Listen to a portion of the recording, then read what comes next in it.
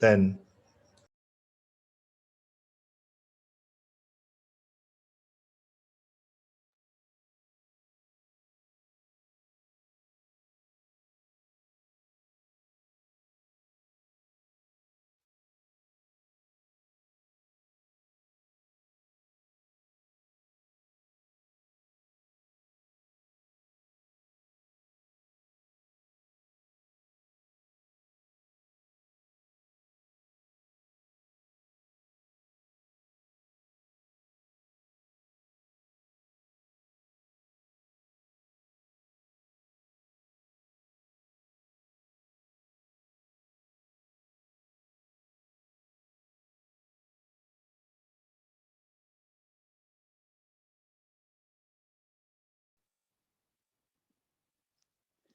Good morning, everyone. Welcome to the Career Pathways in Chemistry webinar series, sponsored by the UPLB Chemical Society Elemento Project in cooperation with the UPLB Institute of Chemistry. I am Leilani Mercado, and I am the moderator.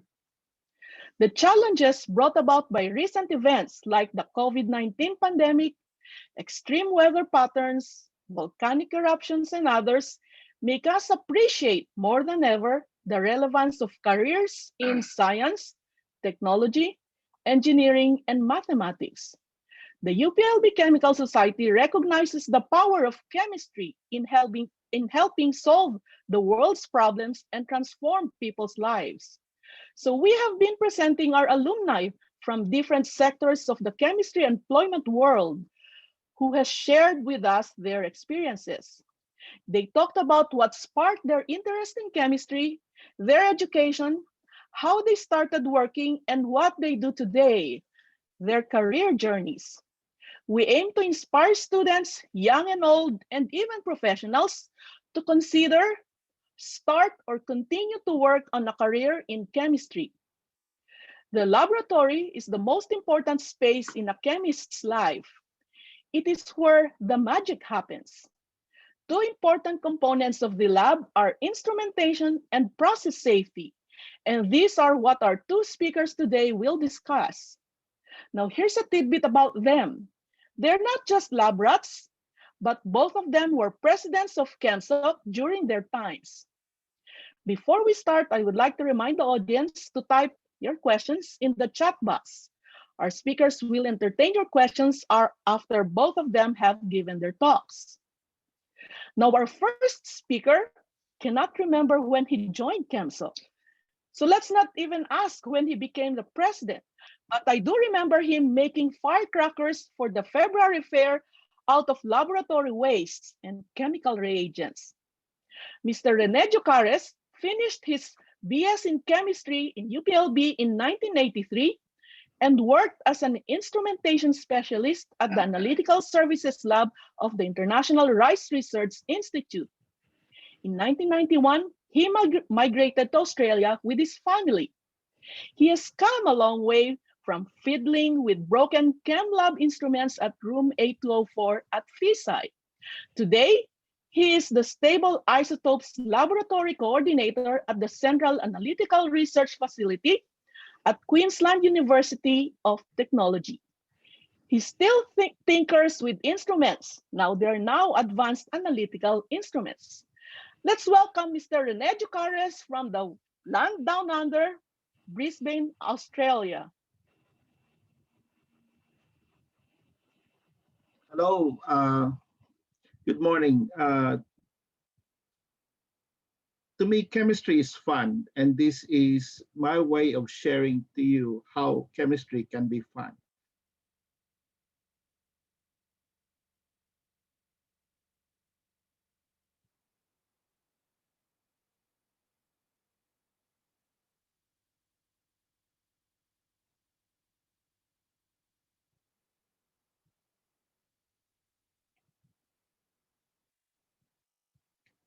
This is where fun happens. This building is called the P block of the Queensland University of Technology. And this is where I work. Now, when you enter the building, the you are you will encounter what is called the QUT cube. This is a fun device. It's a very big piece of equipment in the building. See, you see, it's like a big iPad, so you can actually play with it. You can see here three students interacting with the wall, and they can touch and see. And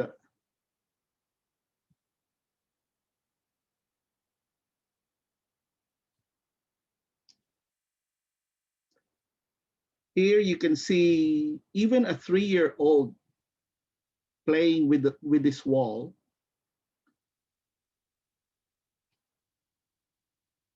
She inadvertently put the simulation into zero gravity and started to discover what she can do with the images on the.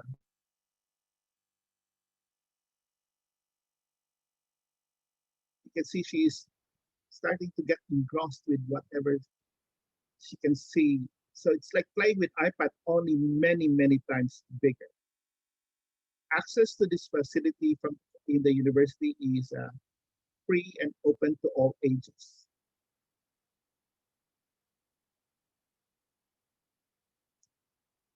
It is amazing to actually see in the face of a child of 3-year old child discovering something and started having fun. So this is how we start.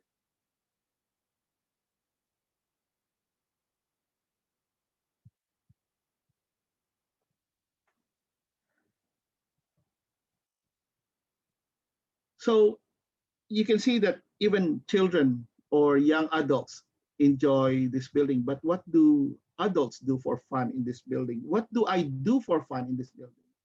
So let's start with by coming into the going to the labs upstairs.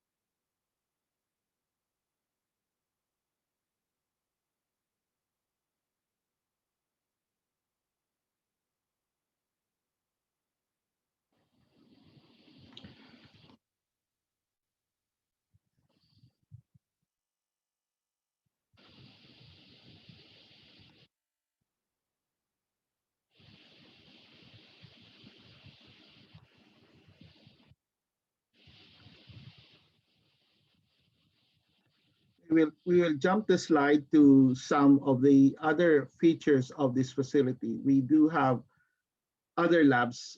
If you can see here, uh, there are other labs here. The one on the left is a biofabrication facility where we actually 3D print scaffolds for tissue culture.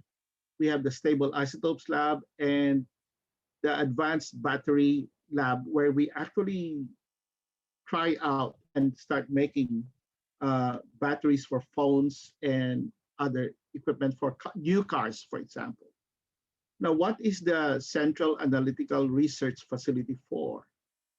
It is a core facility that supports all the researches in the university. It's not only for QUT, it's not only for the Queensland University of Technology. It the government has started to discover that this core facility is so useful that they have started to allow other universities to make use of it.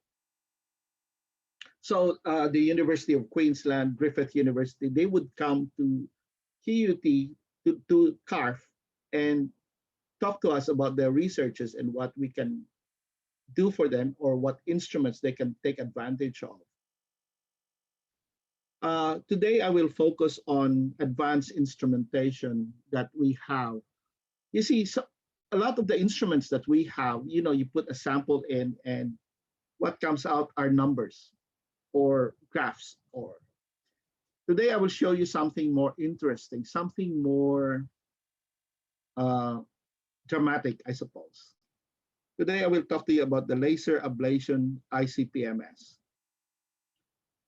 Laser ablation means that you are actually burning off or cutting out something from a material, and you feed it into an instrument that will analyze what you ablate. So this is the instrument that we use. This is the laser, and this is the instrument that analyzes what comes off the laser. So the ICP-MS can analyze almost everything in the periodic table. There are a few elements that it cannot analyze, like the noble gases on the right side and some fluorine and nitrogen and oxygen. But most of the metals it can easily do. Now, I will show you a sample that is always in your head.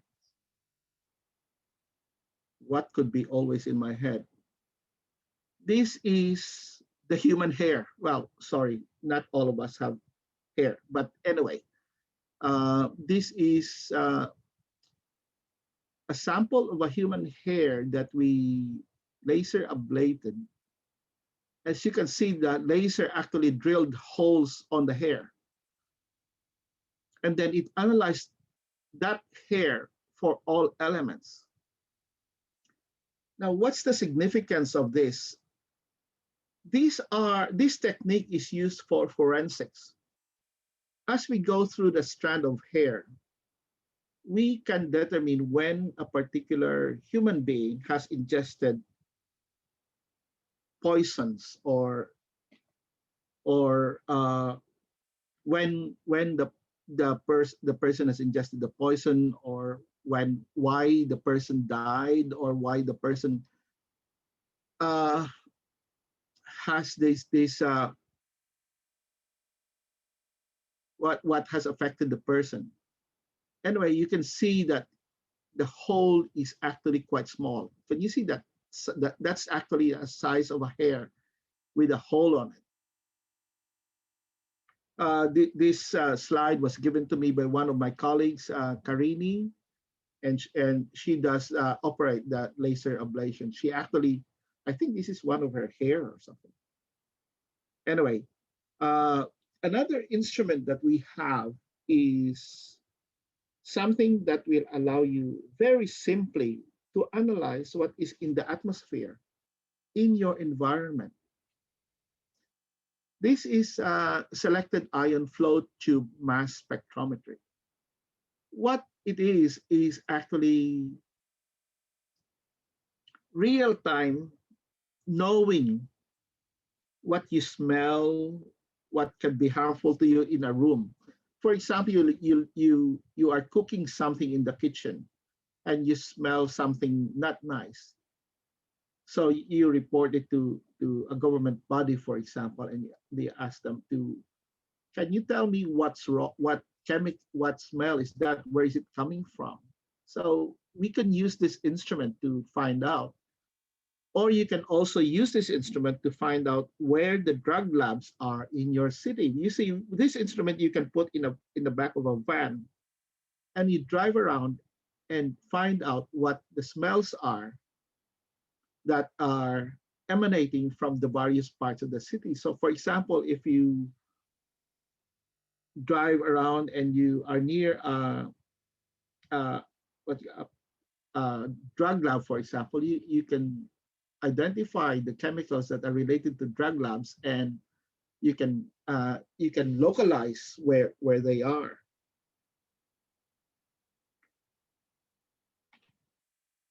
So it is essentially it's real time, and it will actually give you the chemical structure of what chemicals there are in your environment or what is.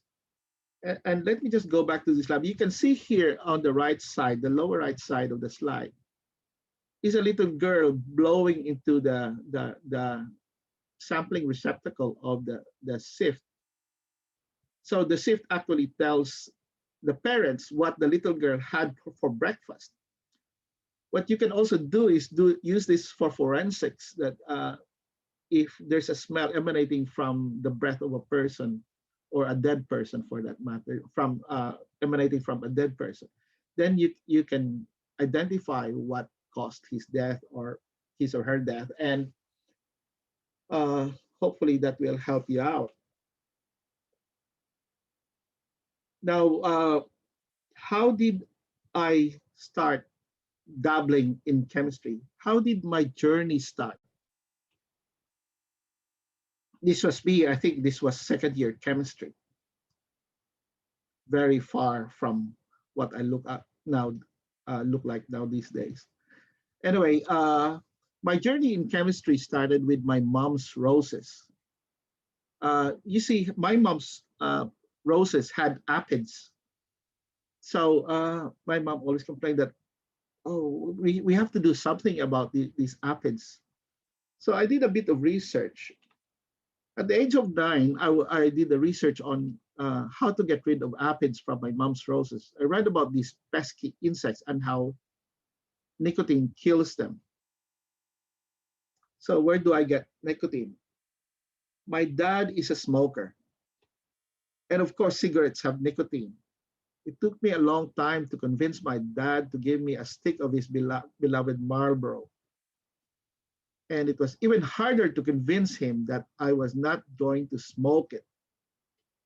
So what I did then was to actually destroy his cigarette and boiled it in water and added a few more chemicals to it and sprayed it to my mom's roses using this old style spray gun. I don't know if you guys remember this, but and with 2 applications, the aphids were gone. 1 application would probably have done enough, but I was too impatient, so I sprayed the plants again. So that's how I started in chemistry. That tickled my interest in science.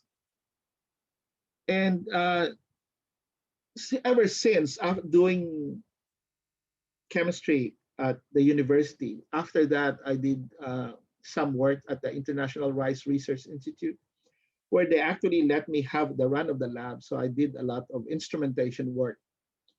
And then in 1991, we moved to Australia for economic reasons. And then uh, I was hired by the university, the Griffith University, on the recommendation of one of the companies that sold mass specs to the university. So they said, "Oh, there's a guy coming from the Philippines. Yeah, he's good with mass specs." So that's where I started with. That was my first employment or my first employment that is instrument related in Australia. After that, I went through several universities. I even worked for the Australian Nuclear Science Technology Organization, which runs the nuclear reactor in Lucas Heights in Sydney. And then went back. And at the moment, I'm the stable isotopes lab coordinator for the Queensland University of Technology. And there are a few things that I would like to share with you, my words to live by, per se. Uh, Things that I sort of help me guide how I how I uh, how I live, I suppose. And one of those things is find a job that you will enjoy. Money does not always relate to enjoyment. It does help, but then if you are having fun, then that's a good job. Acquire knowledge tools. After university, you learn more things like uh, learn advanced mathematics, learn digital and analog electronics, pneumatics, learn a programming language that will help you with your career. If you're not sure of something, then find out. That's what we're supposed to do. And find your niche. Say, my niche is actually stable isotopes. What the hell is stable isotopes? But and if you find a niche, then try to be an authority in it. Be good at it. That will help you as well. And always, my always share what you know. Don't keep it close to your heart. Don't keep it to your chest. Share what you know. That's people will like you better that way. And what's my inspiration for doing all this? These are my inspirations. These are my 5 first derivatives and my 2 second derivatives. These are the people that actually drive me and make sure that, Dad, you're doing it right or doing it wrong, and then the second derivatives would always love me. Love you, Papi. That's just the way. That's really wonderful. And I guess I'm a bit early for my talk, and I finished early, so I would say thank you at this stage.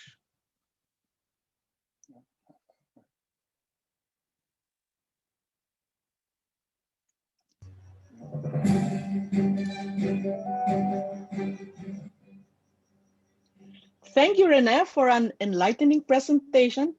Thank you for bringing us to your lab in Australia. And thank you for the inspiring words. Now, again, we would like to remind the audience to type your questions in the chat box, and we will get to them after our second speaker. So from Australia, now we go to Japan. Our next speaker is Dr. Neil Concibido. He finished his BS degree in chemical engineering at UPLB in 1992. He joined CAMSOC in 1998 and was president from 1990 to 1991. After graduation, he worked as a researcher at Biotech, then joined the faculty at the Institute of Chemistry from 1993 to 1995. Then he went to work at Wyeth, Philippines as a chemistry QA lab analyst. He didn't stay long.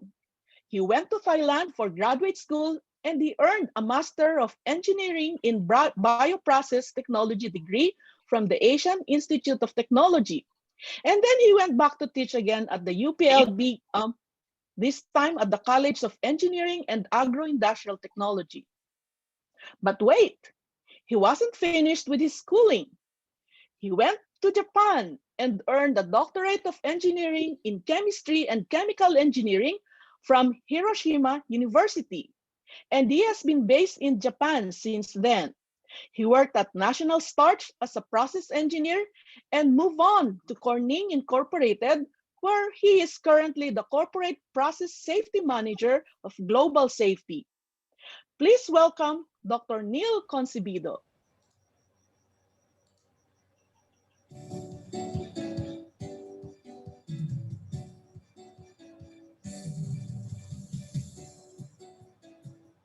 Thank you, Lani, for the introduction.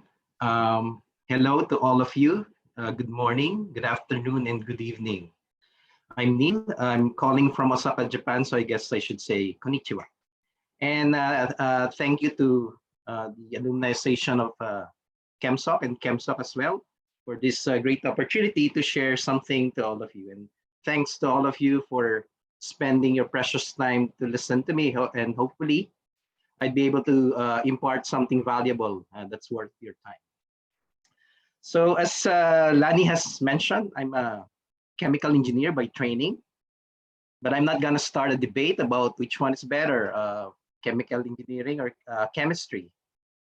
For sure, I'd be outnumbered in this call. And actually at home, I'm already outnumbered 2:1. So my wife, also a ChemSoc alumni, has an MS degree in chemistry.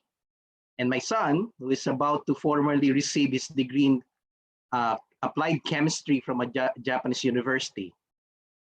But for your information, my original course in UPLB was agricultural chem, and I just switched to chem. Anyway, so what I'd like to talk about is how my passion for chemistry had helped and is helping me in my career. And I guess all of us here share this passion. I am fluent in 3 languages. And if chemistry was also a language, I think I could say I'm fluent in 4. So today I'll talk about chemistry and process safety. Essentially, I would like to tell you how my passion for chemistry has helped me in my career, in my work, and in process safety management, which is my responsibility right now with Corning. So I'd talk a little bit about my company, Corning, and then TSM, and then the role of chemists and chemistry in my work. So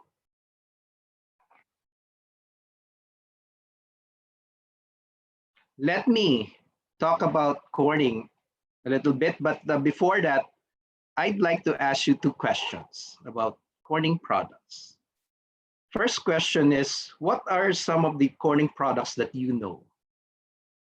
And the next question is, are you using or have you used any of our products? So you may type your answers in the chat window, or you can just think about it, and perhaps later on I will see whether you're correct or wrong, okay? So for a few seconds.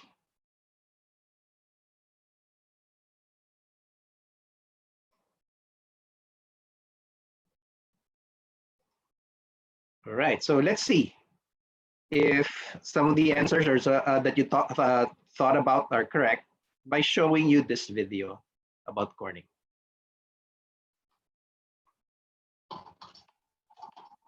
Where's Corning? San Jose, United State, New York. Population 10,709. And it wouldn't be wrong, but that's not the only place Corning is. Because Corning is a company that changes entire industries with its technology by partnering to create innovations that would turn the heads of sci-fi writers. When you ask where is Corning, it's here, 4,200 miles away, at the bottom of the Atlantic, part of hundreds of millions of miles of fiber optics, connecting countries, continents, and billions of people around the world. It's also here, in that super tough yet sensitive interface between you and your phone. It's here, 340 miles above the Earth's surface, in the Hubble telescope, in its optics, and here, in the glass on the International Space Station.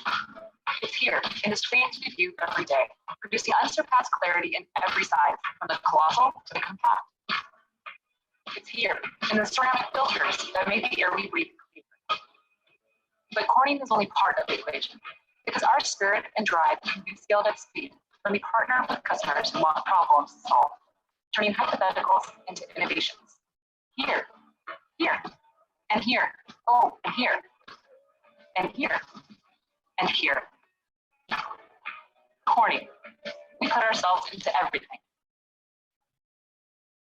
Okay, there you have it. Did you get the correct answers? So that's Corning. We put ourselves in everything, and we've been doing that for over 170 years. Started with providing the glass for the lamps of Thomas Alva Edison to providing the cover glass to Steve Jobs. This is you can see this in the internet when Steve Jobs went to our CEO and asked for a tough glass, and that's Gorilla Glass. And down to the these vials for vaccines that are now quite relevant because they're being used for the vaccines to fight the COVID pandemic. So in Corning, we were not really a chemical company, but we use a lot of chemicals and chemistry. And whenever I visit our plants worldwide, I am fascinated to see the process and how chemistry plays a part in this process. We also have this big R&D facility in upstate New York. So it's like a real university campus, you know. So you would see scientists in gowns, in white gowns, bringing their prototypes, and you would see the application of chemistry in those processes. One example of how we use chemistry in our products is the process for making Gorilla Glass. I think one of the agency people here answered correctly, Gorilla Glass. So that's a very tough glass. We use that for the cover glass in your cell phones. We have like 4 layers of glass that that we produce. And these vials here, the Valor glass, they also have the strength of Gorilla Glass. So in making them tough and most of the time unbreakable, we use this process of ion exchange method. So in glass, we have sodium as part of the network. So we do ion exchange using molten potassium nitrate. So the sodium ions there are being replaced by potassium. Potassium is larger than sodium. So the network becomes much tighter and much tougher. So your Gorilla Glass in your cell phone shouldn't be breaking. And in the case of Valor Glass, when vaccines are being filled into this glass, so these vials go around in conveyors and they rub one against one another. And sometimes if you're using an ordinary glass, the glass might break. And some impurities may also get into the vaccine, which we don't want. And with the use of Gorilla Glass in these vials, we are able to prevent these events from happening. So we have some process which use highly hazardous chemicals, so that Corning thought that we need to create this position of process safety management. And fortunately, at that time, I was already in LinkedIn, and they found me there, and the rest is history. So next, in the next slide, I would like to talk about what I do in Corning. So essentially, I'm in charge of process safety management. I'm also the corporate SME. SME is subject matter expert. In some industries, they call it SMR, or subject matter resource. So I am the SME also in chemical safety and lab safety. I write standards for these disciplines. We audit sites in various parts of the world. We have like more than 60 plants that we audit. Right now we're doing virtual audits, which is you know, it's kind of challenging, but it has made us more creative in the way that we do audits. Also provide training and coaching to our global site. So my knowledge about chemistry has helped me in doing all these things. And I would like to focus in the next few slides on process safety, chemical safety, and lab safety. So what is process safety management, or PSM? So PSM is a management program for keeping highly hazardous chemicals in containment and ensuring that the risks are controlled. In simple terms, it's about keeping the chemical, the highly hazardous chemical, in the pipe or in the vessel. You don't want it to lose containment, okay? Because if you lose the containment of these highly hazardous chemicals, then you would have some nasty things to happen, and which I would mention in the following slide. So just to put this in perspective, I'd like to compare occupational safety, which is, I think, many of the people in the industry are quite familiar about, with process safety. So with occupational safety, We talk about incidents that often occur in the plant, incidents that have relatively low severity, those incidents involving slips, trips, falls, and burns because of hot surfaces. With process safety, we talk about incidents that don't happen all the time. Sometimes they don't happen at all under your watch. But if they happen, they would have severe safety implications. So these incidents involve fire, explosion, and toxic releases. And just to give you an idea of how severe a major safety incident is, here are some notable process safety incidents in the past. And you can see that it covers many of the major industrial countries in the world. And I'd like to highlight some of these incidents, like the incident in Bhopal, India. So whenever we talk about PSM, Bhopal, India comes into the discussion.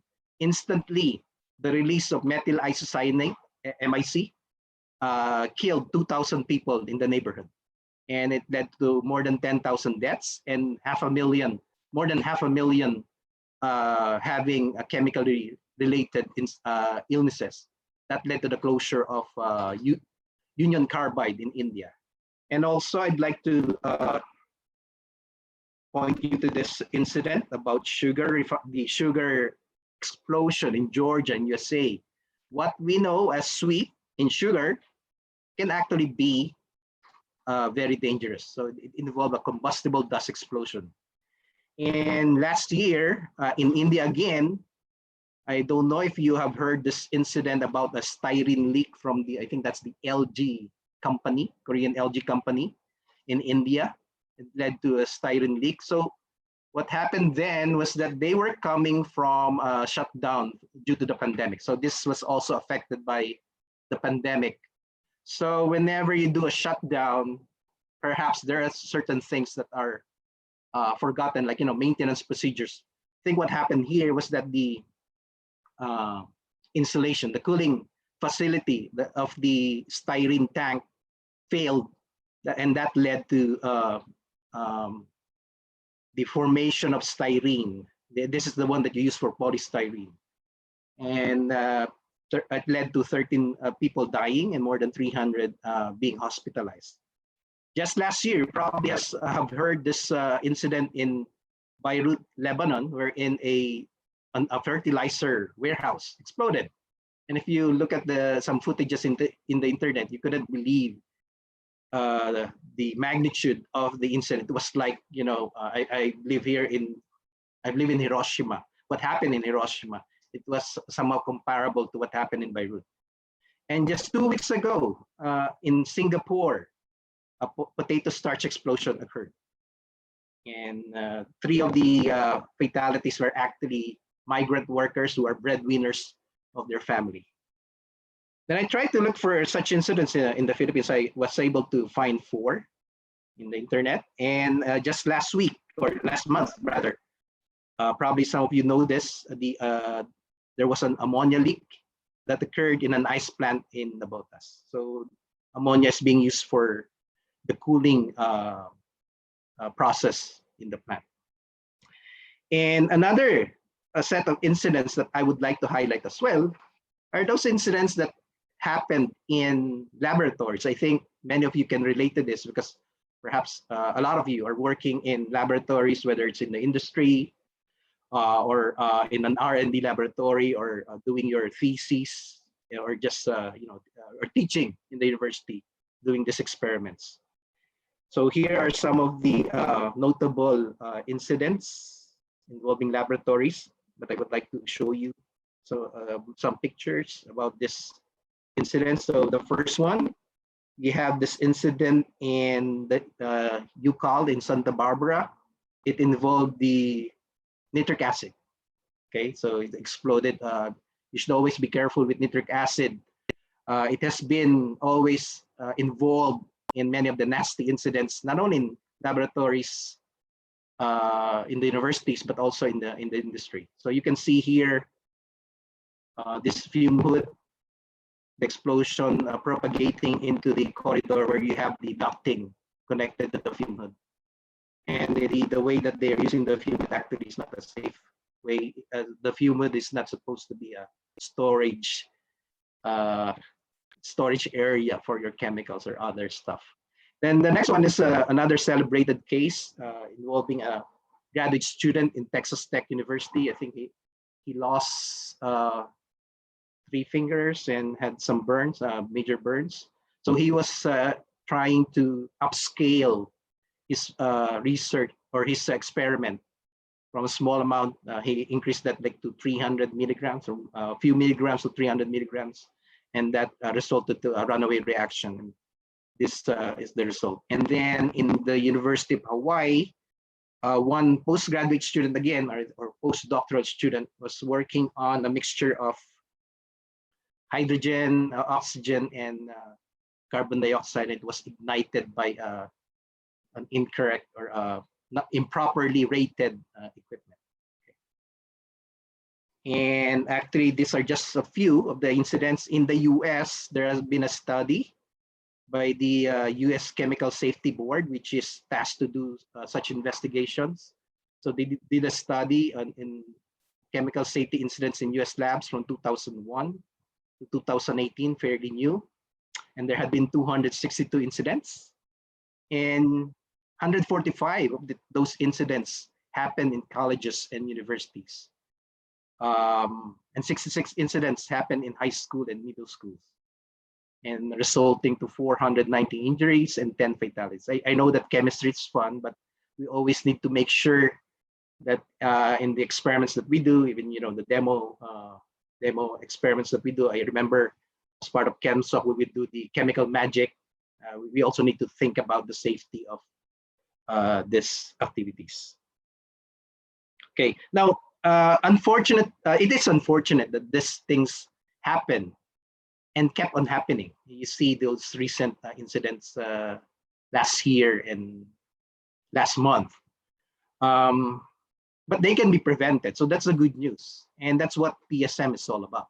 So in this diagram, I'm showing you how PSM can play a part in preventing these incidents or mitigating the consequences of these incidents. So if you have a PSM covered process, it actually is dependent on where you are in the globe. Different countries would have different stipulations in the regulations. But if you have a process which involves highly hazardous chemicals, first thing that you need to do is to do a process hazard analysis, or PHA. In the industry, we have such techniques as HAZOP or what if, or FMEA. Probably some of you have heard about them, but you can also do a simple hazard identification with your process. And then with that activity, wherein you actually brainstorm of what could happen, what bad things that could happen, and how often they can happen, you come up with solutions to reduce the risk. Okay, and in terms of priority, you start with inherent safety, which I will talk about more in the next slide. Then engineering controls, and then administrative controls. So those good things that you do, like management of change, mechanical integrity, emergency management, and so on and so forth. So about this safety controls, there is what you call as the hierarchy of controls. I think this was mentioned in the first talk before about COVID hierarchy of controls. So this hierarchy of controls also applied in PSM. And what we see here is an inverted pyramid with inherent safety at the top, engineering controls, administrative controls, and PPE, or personal protective equipment, like goggles, gloves, even the lab gowns are part of your PPE. So what this diagram shows you is that as you go from bottom to top, the effectiveness of the controls increases. So whenever we have a PSM process or a process involving highly hazardous chemicals, we need to think about inherent safety. And that's what I'd like to talk a bit more here, okay? I wanted to highlight this because I think that chemists like you and chemical engineers like me can work together to make an impact in reducing risk. And we are in a great position to do that. And if we're able to implement inherent safety solutions, then we're able to reduce the risk in a process. So whenever you have a high risk process, first thing that you need to ask is whether you can eliminate the hazardous chemical. Okay, and sometimes it's quite challenging because often you use a chemical because of some characteristics, but often it comes with hazardous properties. For example, hydrofluoric acid. You use hydrofluoric acid because of its corrosiveness for etching glass, but hydrofluoric acid is toxic. So it's difficult to separate its toxic property from its usefulness. If you're able to do that, then you have reduced the risk in your process. And the next approach is, can you substitute the highly hazardous chemical with a safer chemical? For example, if you're using a cooling or heating system, a heat exchanger perhaps with using hot oil, can you use, say, steam instead? Because hot oil can be flammable, right? If you're able to do that, then you're able to reduce the risk in your process. Then the next approach would be to reduce the amounts in the process of the hazardous chemical. Can you do that? I remember in UPLB, there was an activity by the chemistry department of reducing the amounts of reagents that they're using in experiments, again, yeah, for cost saving as well, but also it improves safety. So that's something that you can do as well. And if you're able to do that, then you have reduced the risk in the process. The next approach would be to ask whether you can use milder conditions. Can you use lower temperatures or lower pressures? Perhaps use a catalyst to be able to do that. Perhaps use a different route for the chemistry or for the reaction of your process. And I'm sure many of you are able to think about many ways to implement this. And if you're able to do that, again, you're able to reduce the process, the risks in the process. You can also simplify the process. Again, thinking about alternative pathways for your reaction so that you will not produce a toxic intermediate. I think the methyl isocyanate in the Bhopal India incident was an intermediate in the reaction. So you can think about other ways of producing that. And if you're able to do so, again, you'll be able to reduce the risk in the process. Then you think about reducing the handling by people. Instead of manual sampling, perhaps you can think about, automating your process or maybe installing an inline tracking or monitoring system. And again, if you're able to do that, then you're able to reduce the process risks. And lastly, can you segregate the process? So let's say you have a process that is quite dangerous with the highly hazardous chemical. Can you do that in a dedicated room away from the other occupants of the laboratory? Or in the industrial perspective, can you separate the control room from the highly hazardous process? I guess I think this is one of the reasons for some of the catastrophic incidents in history, like the incident in Bhopal, India. BP rather, British Petroleum. So the control room was near the highly hazardous process. So if you're able to do that again, then you have reduced the process risk.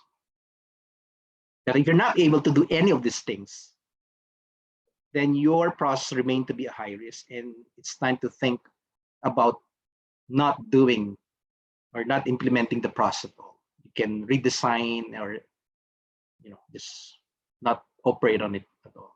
So in this inherent safety flowchart, you can see that chemists can play a part in thinking about inherent safety solutions.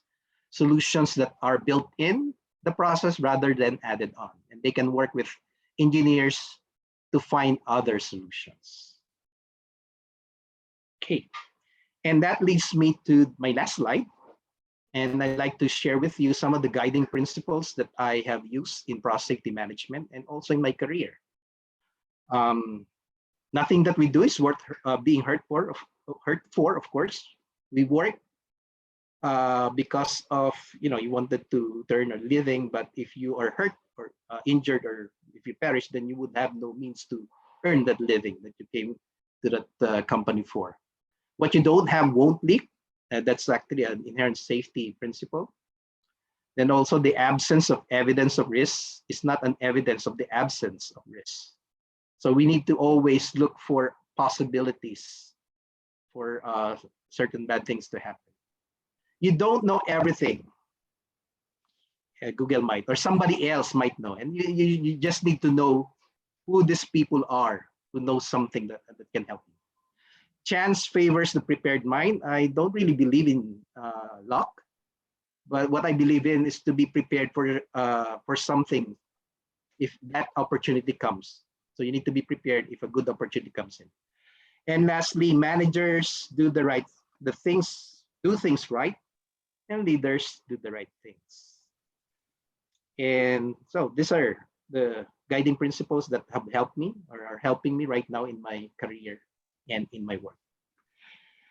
Arigatou gozaimashita. That's the Japanese for thank you very much. Thank you, Lani. Thank you, Neil, for a very informative talk. Indeed, lab safety is something that we should not take for granted. Now, I'd like to invite Rene back so that we can address the questions from the attendees.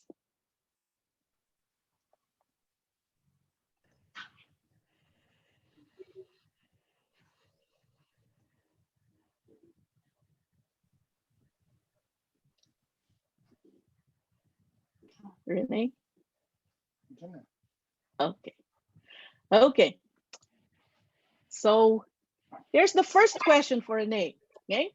As a chemistry teacher, the first thing that I noticed, okay, when you had your video was that you entered the lab, nobody was wearing lab coats, no safety glasses. Now, why is that?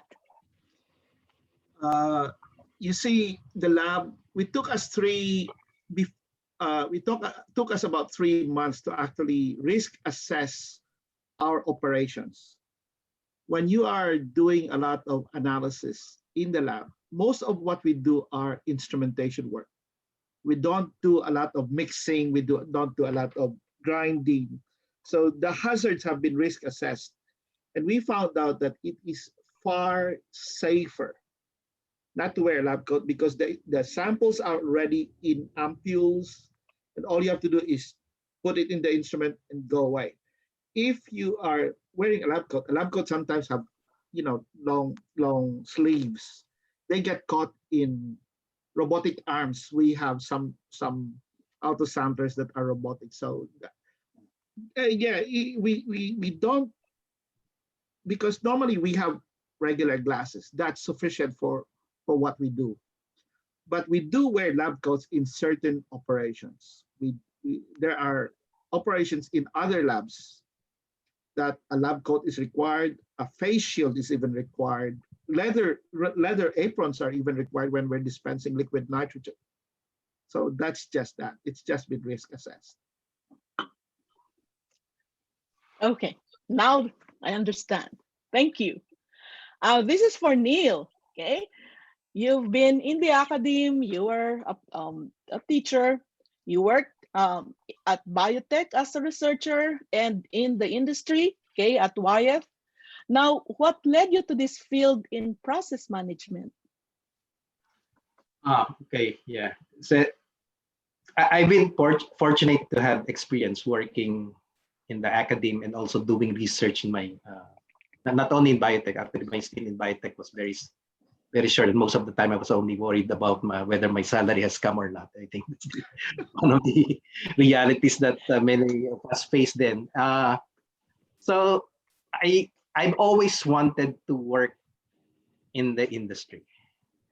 However, when I finished my degree in Japan, I was looking for a postdoctoral research position. Nobody accepted me, unfortunately. Even I tried to hunt in what was that, Stanford University after a conference, but nobody wanted to take me in. And then there came this opportunity to work in the industry thanks to Jean Lansigan. I should give a shout out to him because he was the one who tipped me about this opening in National Starch, where I started my work in PSM, Process Safety Management. We didn't call it PSM, but we were doing all the elements of PSM. And that made me attractive to coding when they found me in LinkedIn. And since then, you know, I walk the talk, and I have enjoyed doing my work as a PSM professional. Thank you, Neil. Yes, that's another thing. If you join an academic organization, you help each other find find jobs. Okay. Now this is for Rene. Okay, back to you, Rene. You definitely had fun using those scientific instruments as part of your job. Now, being a Filipino and a Philippine trained with a key position in an Australian university, were there challenges that you faced or facing, and how did you address them? Initially, the challenges were there because, of course, people think that you're a Filipino and what does he know? And then you actually need not tell them, you just show them. Just show them what you know. So when I had a job interview, for example, my first interview in Australia, they said, "What do you know?" I said, "Well, tell me what you want done." So they had this mass spectrometer down in the basement that wasn't working well. So I touched it and felt it and fixed it, and then they said, "Okay, you're hired." That was all there was. You just have to show what you're capable of. And then the respect and the admiration comes next.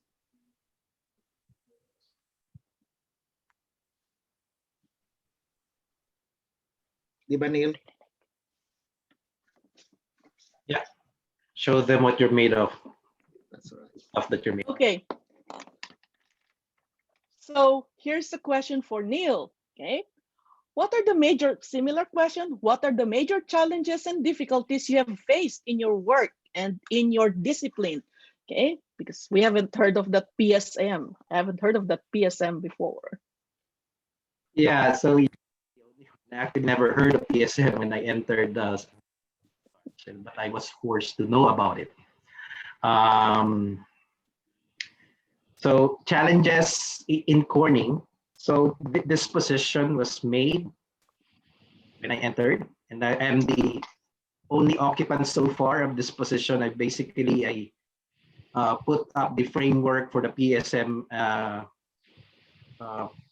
program for Corning, and that is being followed by many of our global sites. So it was a challenge, you know.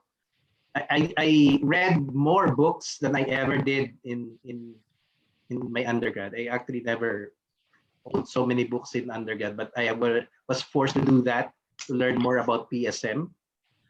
And then being in a global position, I had to deal with different cultures.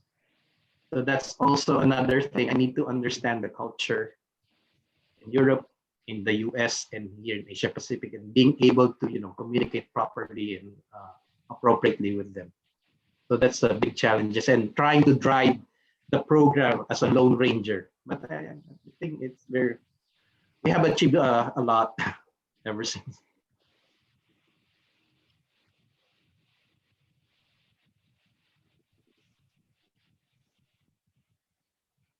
Okay, thank you. Okay, now this is for Rene.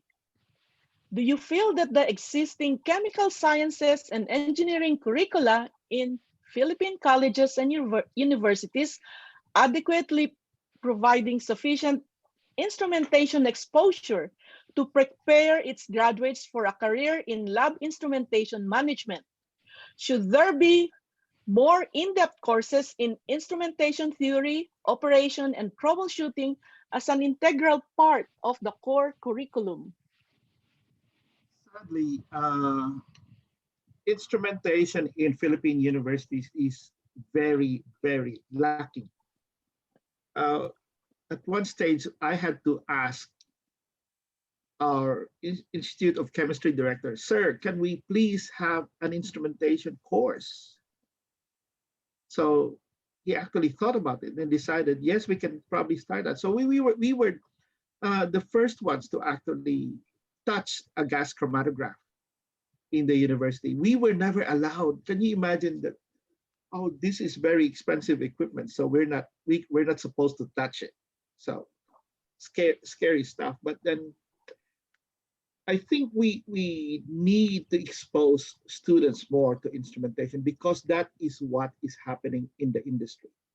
We need to break that fear barrier. Just because an instrument is there and it's expensive, we need to teach students how not to be afraid of the instrument, how to take care of it such that it doesn't cost much to fix it, or be comfortable with it, because the more you're afraid of it, the more you will stuff it up. So I think the Philippine educational system should really think. I mean, universities, chemistry-wise, should probably start exposing students on instruments and stop telling them, "Don't touch this because you might destroy it." No, never do that. That's the don't method of teaching people. Anyway, that's just mine. Thanks. Oh, okay. This is for Sir Neil Concibido. I always dreamt of studying and working in Japan. Do you have any advice on what I should do to get one step closer to my dream? And also, does your lab offer internships for fresh graduates?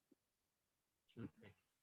So it's an opportunity to study here. You can always go to the website of the Japanese embassy. There are a lot of information about that. And if you are passionate about a certain topic to research about, what you can do is to look for Japanese professors here, and you can directly contact them, because the way that the Mombushi Scholarship works is that you should have somebody to receive you as his or her student, and then you can, once you have that, that's one of the major keys in being able to get a Mombushi Scholarship.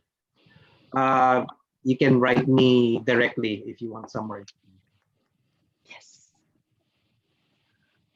Sorry, hindi yun sa lab, assistant. Internship. Actually, we do get take in interns, especially in the US. I think they take like 200 interns per year. It's a very competitive program. In other countries, I think they also do that, like in Taiwan and in Germany. But in the Philippines, unfortunately, we have a very small office there, and we don't have that program. Also here in Japan, we would. I already talked about that to our HR. They would prefer to take in a Japanese student as an intern here.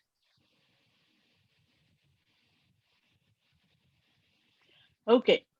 Now let's go back to Rene. Okay. Before we go further, I would like to ask, what happened to your mom's roses? Oh no. That was a long time ago, but I guess she was happy because she never bothered me again. She loves roses, but she loves plants. I really don't know what happened to them, but I hope they lived and she enjoyed taking care of them again. Okay, this is for Neil. Would a chemical engineer be a more attractive applicant than a chemist for a position in chemical safety or hygiene in an industrial setting? If so, How can a chemistry graduate be more competitive in applying for this type of job category? Like I said at the start, I wouldn't want to start a debate about which is a better field. But what I can say is that I think in both fields, the students are well equipped to prepare you for the rigors of the job, because you understand the chemistry, especially with inherent safety that I talked about. You are in a very good position to make an impact to reduce the risk in the process. Okay. There's a comment here, Neil. UPLB Chancellor needs your expertise to help UPLB manage its chemical wastes. The alumni are being sought for to help UPLB come up with a sustainable waste management. How do you think you can contribute to this challenge? Thanks much. I can. Actually, I have been reaching out to chemical engineering programs. I'm now in discussion with the chemical engineering department in UPLB, and perhaps if everything goes well, I would be providing some lectures on PSM. I hope that happens, and also with De La Salle University chemical engineering program. And for the waste management or waste treatment program I think I had some small discussions with somebody in IC. I'm very much willing to help. I mean, as you see in my introduction, I've been a scholar ng bayan at ng ibang bayan actually, because I also received scholarship from Germany and Japan. But as part of my advocacy, I would like to share more about PSM and do as much as I can do to give back to the Philippines, even if I'm away. And so that's one way I think I can help. So just contact me. Thank you very much. Yes, that's what we do as alumni, right? Giving back. Okay. Now for Rene, this is basic for you. How do you know if the instrument is giving you correct or accurate data? Oh, that's really very basic. The important thing is to actually run your instrument against a known standard. The standards are available from International Atomic Energy Agency. Depending on there are certified reference materials available, and then so they're quite expensive. So what you do is you develop your own secondary standards in-house so that you can use those to check your samples against. So it's very simple, really. It's just make sure that the results that you get now are going to be the results that you get for tomorrow, and you get consistent results. So if something goes wrong, then you start questioning, okay, what's wrong with the instrument? What's wrong with my standards? What's wrong with me, for example? So maybe I'm sick. Anyway, just kidding. Okay, now this is for both of you. Okay, we had enough questions answered already. Now, what is the most useful experience you had in ChemSoc and UPLB that helped you in your career? Good answers only. Well, let me try this one. Both Neil and me were presidents of the society, only so far apart, about 11 years, Neil. And we basically learn how to deal with people, how to achieve a goal, a certain goal with the people that you have, with the people you work with your mates, may they be difficult, may they be very friendly, maybe they be cooperative. You meet all sorts. So anyway, that's part of that. These are things that you don't learn in the classroom. These are things that you learn outside the classroom. If you achieve your results, then that's good. You're doing the right thing. If you don't achieve your, find out what's wrong, and then fix it. Over to you, Neil.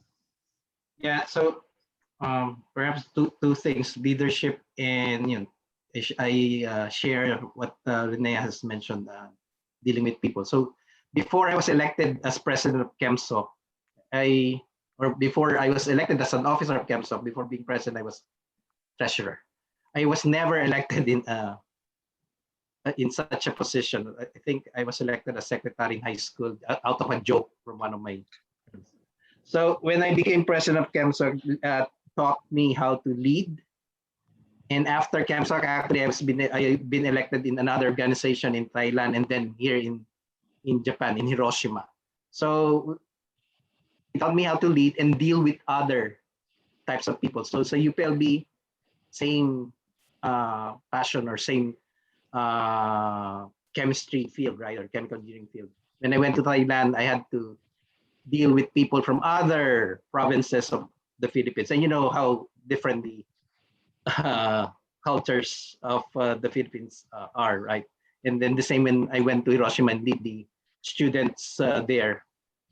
So leadership and dealing with other people, which is very helpful, because right now I'm dealing with different cultures as I, go to different sites for our company worldwide. Thank you. Thank you, everyone. Okay, thank you for your participation. This has been a remarkable session. Now, if you have further questions or would like to get in touch with any of the speakers or organizers, you can contact us at this email address, elementa.chemsoc@gmail.com. Now, we sincerely thank our speakers for sharing their experiences and for inspiring us to go find our niche in this world and work to improve all people's lives, hopefully through chemistry and chemical engineering. Before we end, we would like to acknowledge Dr. Marvic Laksamana, the Director of the Institute of Chemistry at UPLB, and the faculty and staff for their continued support. We would also like to recognize Mr. Rey Espiritu, another ChemSoc alumnus, for sharing his platform to host the webinar, and to his team from MEDConcept Solutions Philippines for technical support. Thank you, Rey and MEDConcept. Now, this is the last webinar in the Career Pathway series. We will be back in May for the next wave. Watch out for the specific dates. The UPLB Chemical Society presents a group of alumni who are involved in a diverse field of chemistry and beyond. If you'd like to suggest a topic to be discussed, email us at elementa.chemsoc@gmail.com. Thank you.